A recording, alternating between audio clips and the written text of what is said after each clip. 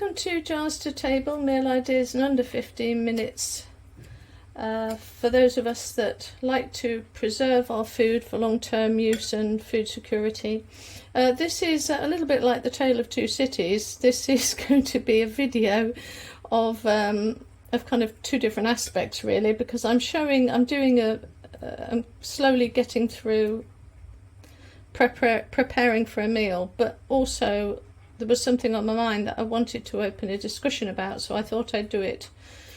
And as I was talking, I realised, well, actually there's a few things that are missing from what I said earlier, so I thought I'd premise it with this short video here.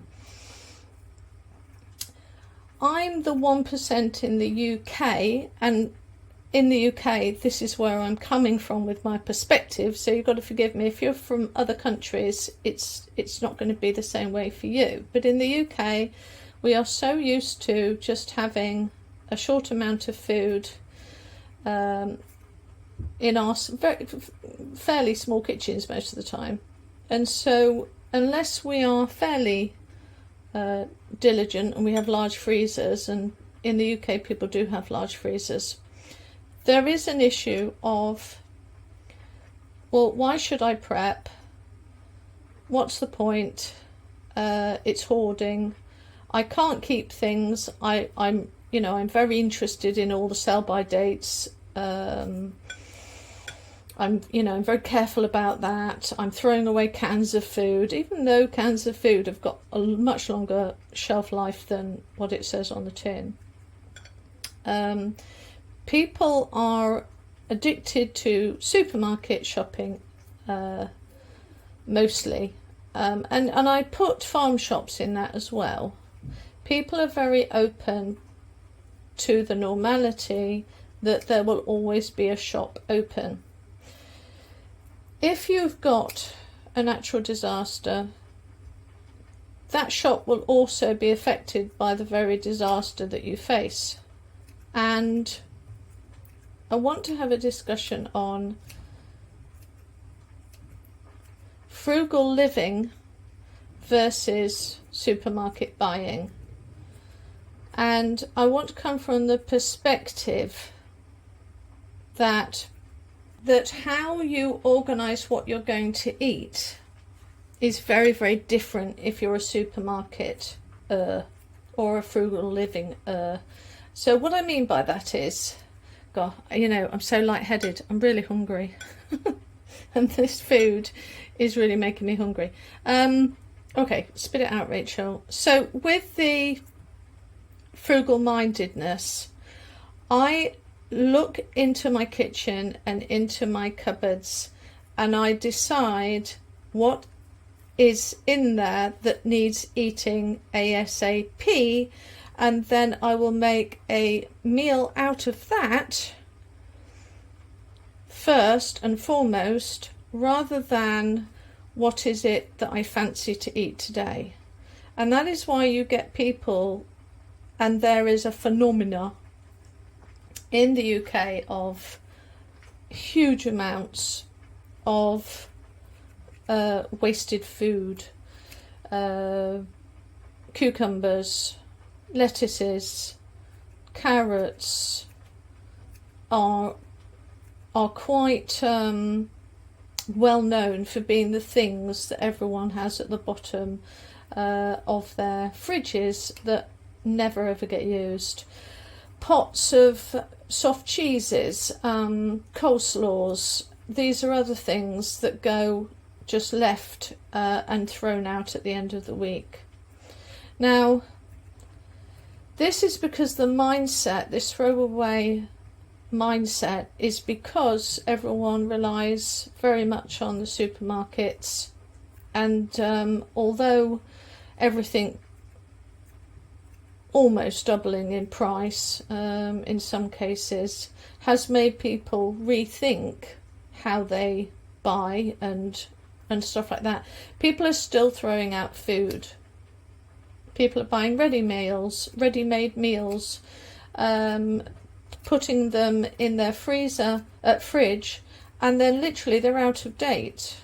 They're either not checking the dates on their ready-made meals, or they're still in that mindset of, what do I want to eat tonight? And they go by their emotions rather than going by a bit of organisational skills, and going, well, okay, so I fancy burgers tonight, but actually my fridge is saying I really need to use the hummus up. There's loads of salad that I can use. I need to do that. Yeah, but there's also carrots that are going off. Right, okay. So get some chicken or some beef, make a curry, and then on the side, you can have a side of salad and a splodge of hummus. That's what I would do in that sort of situation. But what do we do about it? How do we encourage people to say, okay, you know, I mean, a lot of people don't know how to picture a plate full of food using up all of the ingredients that desperately need using up. That's one thing. Two, people don't know how to cook anymore. And three, I think they're of the mind of, well, it's only what, £2.50, £3. I've got the burgers, haven't got the buns. Okay, then it's only that amount of money. But if you add it all up over the month of how much these I've just got to pop to the shop cost, you're actually looking at £50 to £60. Honestly, I know, I've been there, I've done that. And I scold myself regularly where I've not gone in the fridge and seen what is there. Now, I compared to everyone else, I'm pretty good. Really, I am pretty good. But I know through my own work that I do, there are a lot of people that really don't, and they spend something like £200 on a month's shopping, but they spend another 200 to 300 just on takeaways and going out to eat at the weekends, as well as in the evenings on the weekdays. Right, okay. So just, I don't really know how to say it and what to say, but I just want to start a discussion up so that we can address this. Use what is already in your fridge and see what needs eating first, and learning to make a meal only from that. And then, yeah, rather than popping out to the shop during the week. I know this is a British thing because we don't store food as a rule. Okay, that's all I'm going to say. Let's get on with the meal. Hello, welcome to Jars to Table, Meal Ideas in Under 15 Minutes. And I thought I'd go through kind of another explanation of my own mindset, and it might kick something off with you or inspire you or whatever. But we're looking at frugal living, and people often come, is it the cart or the horse? There's a phrase around that. I think I've got it right. But what comes first, the cart or the horse? But for me, I always look at what needs using up first, and then everything else goes around it. So these were on offer. So I thought, okay, it says here 2 for £8. It was actually 2 for £5. So I thought, okay, I'll get that. I don't really like pork that much. I have it, but I don't like it. I didn't want to can it, and so it's got to be used up. So what I tend to do is, okay, this is the sun of which everything else is going to rotate around. Did I want it to be in rice, or did I want to have it with potatoes? No. Did I want to have it with noodles or pasta? but I decided I was going to do it with rice and make a big old pot of Chinese rice. Even though it says maple barbecue, it's fine, honestly. So with a pot of water boiling for the rice, that's the first thing that's going to be done. And then I take off, and because I'm going to fry my rice. So the rice can be cooked days ahead and left draining and drying out once cooked. Then after that, it's all about, sorry, just checking I haven't left something burning. Then it's a case of, okay, what fresh needs using up, because that should be synonymous with whatever it is, you decide to get rid of. And then comes the dehydration. So I know that dehydrating these carrots, which look really white, but they're going to green up. And my sweet corn is absolutely going to be the longest things to cook. So they're also going to go in at the same time that I'm boiling the rice, which is going to need several hours to dry again. Okay, so the water and the rice are busy cooking, but here's where it took me a bit of time to kind of work it all out, is that there's no point in you cooking something where you've got food that needs dehydrating. And sometimes dehydrating for a lot. I'm no longer going to dehydrate uncooked carrots. I just literally can't see a reason why I ever would. So ergo, I'm using up the last remains of my dehydrated carrots, and they look awful, but the colour does come back a bit, enough for it to look like a carrot. But they look a bit parsnippy, but as the water comes back, so does the colour. So the other thing is sweet corn. I want that in my Chinese rice. I want a lot of it because I love it, but I do know that sweet corn also takes a long time. All I do with these is, yes, you can dehydrate it in cold water, but I want the carrots to cook, so ergo this is going to go on a simmer probably for an hour. If these were thoroughly cooked carrots dehydrated, you wouldn't need to. It would just be 15 minutes. Right, so now I've got the rice and the dehydrated vegetables simmering away and cooking. Rice will only need 15 minutes because I don't want them cooked to a mush. I can then look at the stuff that I pulled out. I'm not going to need the mushrooms, so they're going to go back in the cupboard. These are really last minute things. They're spring onions, which I love. They're a staple of something I always have on stock, is dehydrated spring onions, and dehydrated garlic, which these sort of things can be put last minute, and you can use powder as well. So I'm going to go and sit down and have a quick cup of coffee. These are going to be fried up just before I add the dried, fully cooked but dried rice. So these can go back in the fridge.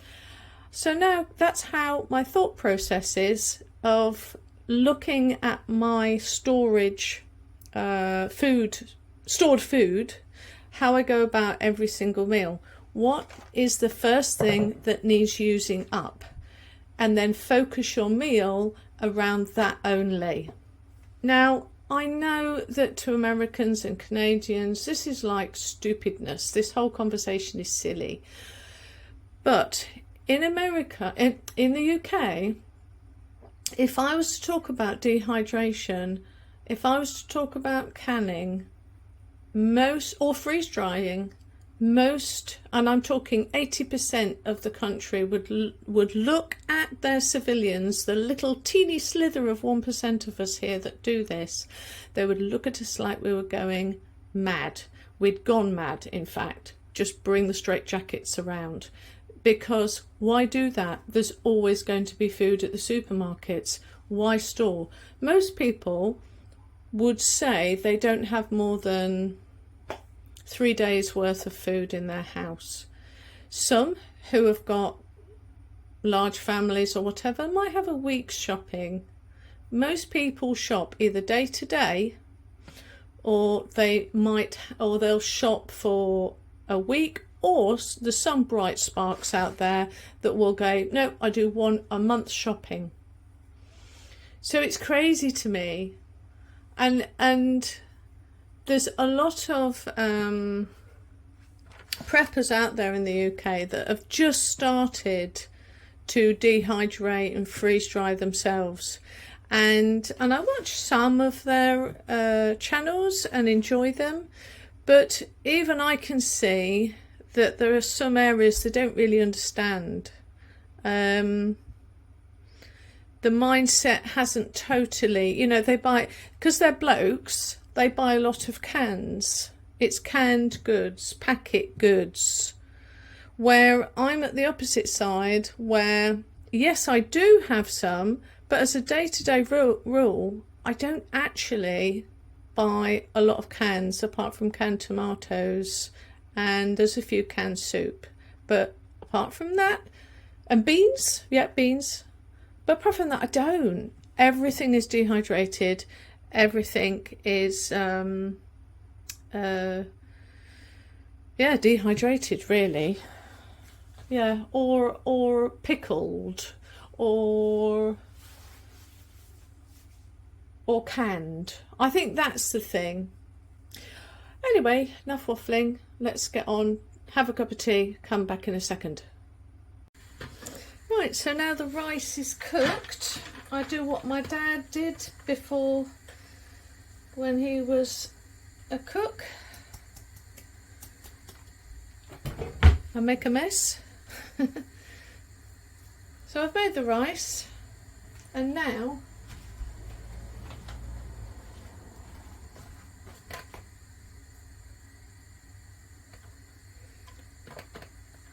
I'm leaving all that heat to come out. I've rinsed it, but it's still a bit hot. So I get all the lumps out, try and get as much as the steam out, break up any lumps that may be around. It's al dente, so it's still got a bit of a bite to it. It will hold its shape. And now this can be either put in an oven with the light on, but once it's stopped being a little bit steamy, then it can go in the fridge and you've got rice for 2 or 3 days. Once it's cold and it's in fridge temperatures, you can dip into this rice to fry up for at least 3 days. So this is how I prepare bulk food, really. Okay, so now I can have a proper cup of coffee and wait for my carrots to rehydrate. You'll understand what I'm doing soon. Oh, I was looking through what else that I needed to use up today, and I saw this, I can't pronounce it, gochujang Korean hot chili paste. Anyway, this is great. I've got a whole cupboard of loads of spices and all sorts of things, because I need food to taste nice and not so plain. And I looked at this, and it's best before May of 2026. So as long as you keep this in a cool place, it's got a year's storage, whatever. Oh, best before. Anyway, it's a bit like a really sweet barbecuey tomato pasty, something that you add to noodles or to fried rice dishes. Really love it. You can keep it, once you open it, you've got to use it within a month. And I suddenly realised, oh yeah, I've got 1 week left. So it's a good job I went through my fridge just to make sure that was I using everything I needed to. So I'm definitely putting a ton of that in, because and it'll be lots of Chinese noodles or Korean noodles over the next week until it's all gone. I don't know about freezing. It doesn't say anything about freezing, but I don't like keeping stuff frozen for long-term storage. It's okay until there's a power down.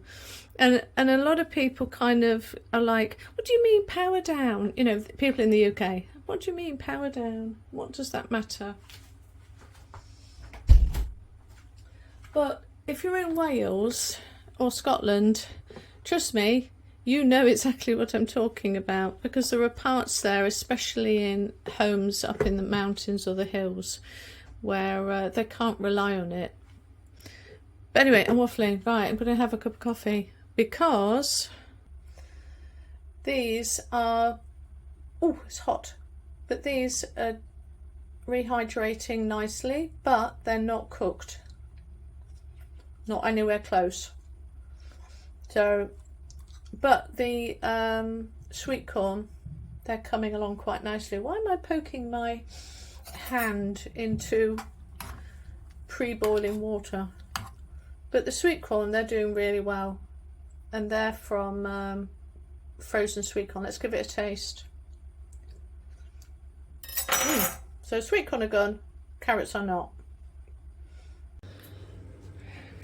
Right, so the carrots and the sweet corn have been fully rehydrated, and they're boiling hot, and the garlic has spent a little while just resting in it. It will rehydrate quite well.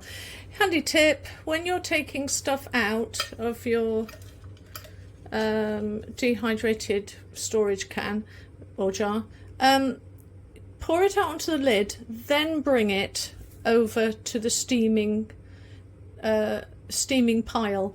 Don't do that, because then all the steam goes inside here. You don't want that. So you want to pour into the lid, bring the lid over, give the lid a bit of a waft, and then put it on, and then put it back on your shelf.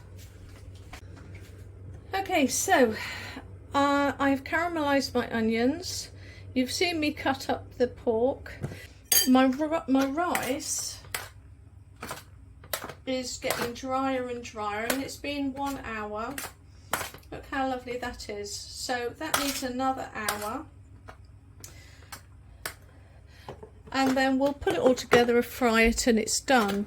Now, I know that I cook for, you know, I profess to say it's 15-minute meals, but this is a 15-minute meal, because what I'm going to do is make this all up, put it in the fridge, and then I can just heat some up over the next 3 days. So a little bit of work was needed in order to be able to just reheat it when I come home from work tomorrow. But also it's talking about using, this video is about using up stuff that I absolutely had to use, whether I kind of fancied it or not. Now you can break this up into 2 bits. You could fry this up, and then one meal you can add a teaspoon of this in, so you know it gives it that kind of Korean taste. And then another night you could add even something Indian, some Indian spices with this, and it's an Indian. And then one other night you can just have soy sauce with it. So it doesn't, you're making 3 different types of rice meals with leftover food that had to be used. Right, that is it really. I shall fry it up now. Hopefully you'll be seeing a video of me frying it up, and And my thought process, bad as it is at the moment because my brain fog is dreadful, hopefully you've got the point I was making. A simple meal that is 15 minutes to do, but is using food that you had to use up in your fridge, because wasted, thrown away food for somebody who is wanting to be more frugal is a talent and an art form that needs to be incorporated into your kitchen as we go through another recession. I actually think that the US will do much better, but I think if you're in Europe, I think if you haven't got the mindset of every carrot counts, every piece of meat needs to be used up, every cucumber and lettuce needs to be used up. If you don't have that mentality going into this, you're going to have to learn pretty quickly.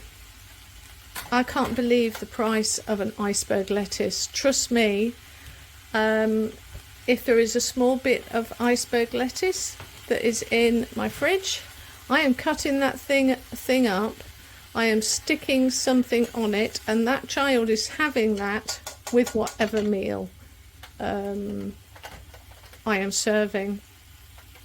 Whether it's a burger, curry, Chinese, your shepherd's pie, it doesn't matter, it's going on that plate.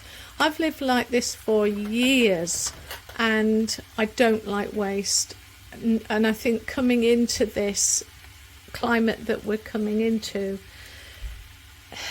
it's a frame of mind that I want to encourage, so that our children eat, so that we eat, and that we don't buy stuff that we have to throw away.